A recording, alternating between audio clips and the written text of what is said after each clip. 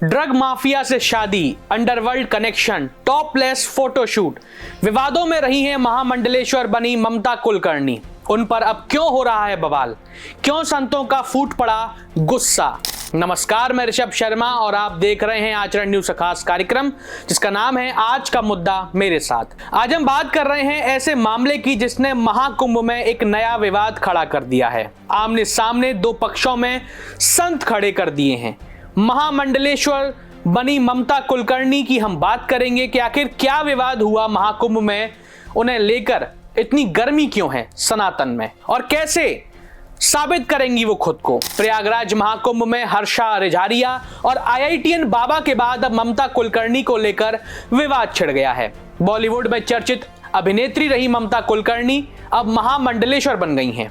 उन्होंने किन्नर अखाड़े में आध्यात्मिक जीवन अपनाया। बहुत सारे लोग कह रहे हैं कि अचानक से वह महामंडलेश्वर कैसे बन गई जब से वह किन्नर अखाड़े की महामंडलेश्वर बनी हैं। कई साधु संत इसको लेकर सवाल उठा रहे हैं कि आखिर उन्हें यह पदवी कैसे दे दी गई। इसको लेकर ममता ने 23 साल की तपस्या से लेकर अग्नि परीक्षा की दुहाई तक दी है और कई साधु संत उनके समर्थन में भी हैं। फिर भी ममता कुलकर्णी को लेकर विवाद खत्म होता दिखाई नहीं दे रहा है। महाकुंभ में जुटे अखाड़े और साधु संतों के बीच में ये एक बड़ा मुद्दा बनता जा रहा है। अखाड़े की सनातनी परंपरा पर बहस छिड़ गई है और संत समाज में ही बड़ा मतभेद खड़ा हो गया है। लोग ये भी कह रहे हैं कि महामंडलेश्वर बनने के लिए सांसारिक मोह माया के लिए त्याग की भावना होनी चाहिए, पारिवारिक संबंधों से दूर होना चाहिए और वेद पुराणों का अच्छा खासा बहुत गहन ज्ञान होना चाहिए। अगर आप ममता कुलकर्णी के जीवन को देखेंगे तो आपको यह पता चलेगा कि कुछ समय पहले तक उनका जीवन विवादों से भरा हुआ था। आज हम इसी पर बात करेंगे। क्या ड्रग माफिया से भी नाता रहा है?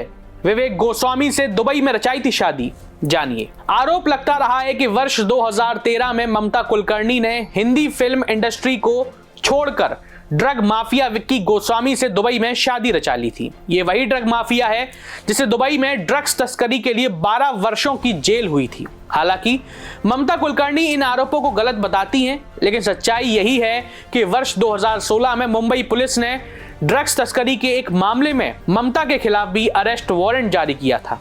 मुंबई पुलिस ने बताया था कि उसने मुंबई से 80 लाख रुपए की ड्रग्स बरामद की थी, जिसका संबंध ऐसी कंपनी से था जिसकी डायरेक्टर ममता कुलकर्णी थी। ममता कुलकर्णी खुद कहती हैं कि वो ड्रग माफिया विक्की गोस्वामी से प्यार करती थी और इस दौरान वो वर्ष 2000 से 2024 तक भारत से दूर रही। टॉपलेस फोटोशूट, अंडरवर्ल्ड कनेक्शन कैसे? जब ममता कुलकर्णी ने फिल्म इंडस्ट्री को छोड़ा नहीं था तब उन पर अंडरवर्ल्ड से कनेक्शन होने के आरोप लगे थे।